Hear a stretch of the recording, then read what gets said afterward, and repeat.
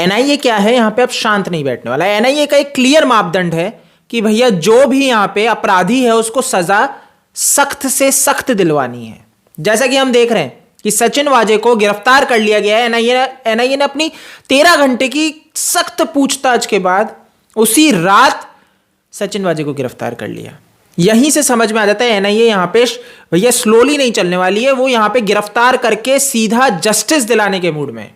अब क्या हुआ, सचिन वाजे गिरफ्तार है और आज इस सचिन वाजे को ले जाया जाता है, सीन रिक्रिएट किया जाता है। एंटीलिया जो मुकेश अंबानी का भैया बंगलो है, जो बड़ी बिल्डिंग है, उसके जस्ट बाहर जहां पे सचिन वाजी भाई साहब पहुंचते हैं स्कॉर्पियो लेके, स्कॉर्पियो भैया वहां से पे खड़ी करके, और जाते हुए सीसीटीवी में दिख रहे हैं पैदल पैदल, लंबा कुर्ता पजामा और रुमाल, पूरा मुंह ढका हुआ। ये जाते हुए जो दिखे, आज ये सीन रिक्रिएट किया गया पूरे स्टेप बाय स्टेप, कितनी दूरी पे किस दिशा में चले, कितने मीटर पे क्या, कैसे क्या कुर्ता पहन के वैसे ही उनको चलाया गया। ये सारा सीन आज रिक्रिएट किया।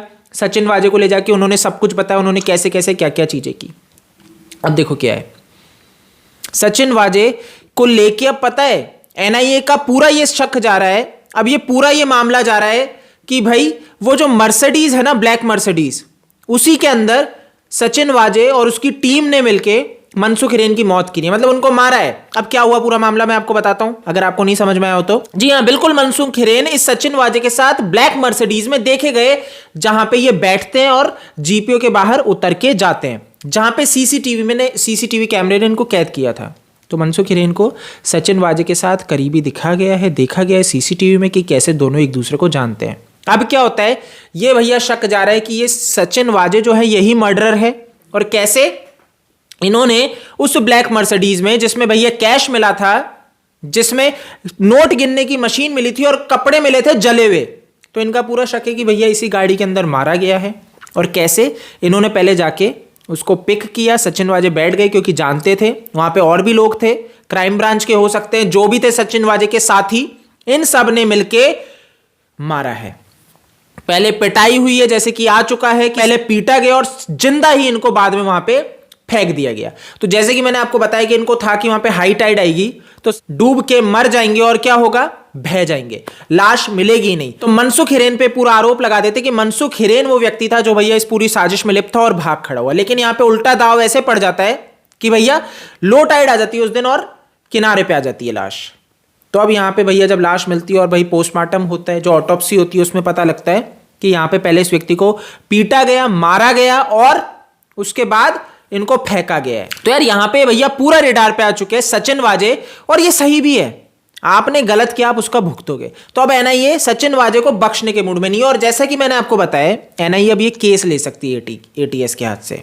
जो एटीएस जांच कर रही है सचिन वाजे को लेके कि ये व्यक्ति अब भाई इनके उसमें आना चाहिए, इनकी कस्टडी में आना चाहिए सचिन वाजे, एटीएस की ये मांग है। क्योंकि आप बिल्कुल अच्छे से जानते हो, उनको लग रहा है मर्डर हुआ है, और ये जो ब्लैक मर्सिडीज है इसके अंदर भैया मर्डर किया गया है, मतलब इसके अंदर पहले पिटाई की गई है फिर मारा है इन्होंने। अब यहां पे बात हो रही है कि भैया कस्टडी हमें दे दी जाए, सचिन वाजे से हम पूछताछ करेंगे। लेकिन जैसा कि मैंने आपको बता दिया, एनआईए यहां पे मूर्ख नहीं है, वो कस्टडी नहीं देगी।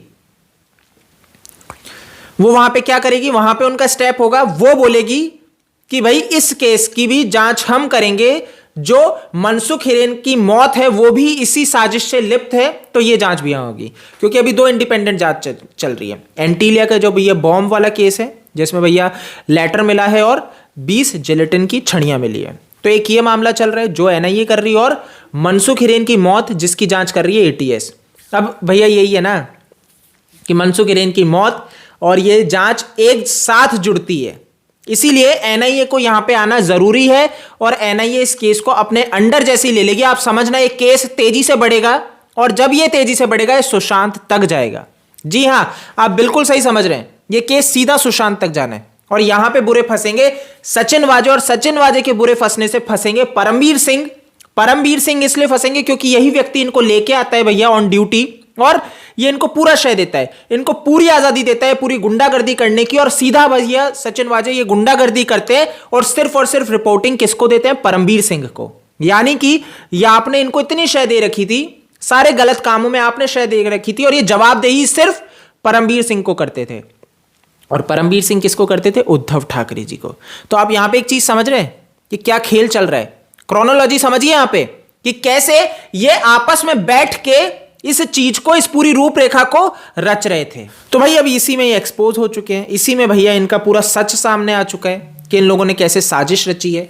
और अब यहां पे एनआईए भी भैया इस पूरी जांच में है, जैसे कि सीन रिक्रिएट किया गया, उसमें जानने की कोशिश की गई कि आखिर इनकी साजिश क्या है, आखिर ये मंशा क्या रखते हैं, कि भाई क्या ये सही में जो सचिन वाजे कहते फिर रहे हैं कि मैं सिर्फ ये चाह रहा था कि मेरी साख जम जाए, खोई हुई जो साख है वो मुंबई पुलिस में वापस आ जाए। बट मैं आपको क्लियर कर दूं, जब इतना हम सोच सकते हैं कि भैया सचिन वाजे को सारे केस दिए जा रहे हैं, फेक टीआरपी केस, अन्वय नाइक केस, बादशाह वाला केस, तो ये जितने भी केस आ रहे थे सारे अगर सचिन वाजे को दिए जा रहे हैं, सौंपने, सॉल्व करने को सौंपे जा रहे हैं, तो यहीं पे आप समझ सकते हो क्या एजेंसी इसमें सक्षम नहीं है, क्या एनआईए इसमें सक्षम नहीं है। वो इस चीज को नहीं समझते हैं कि सचिन वाजे को तो पहले से ही सारे केस सौंपे जा रहे हैं, तो कौन सी खोई हुई साख, या आपको लाया ही इन सब चीजों के लिए गया था, यही सारी चीजों को मैनेज करने के लिए।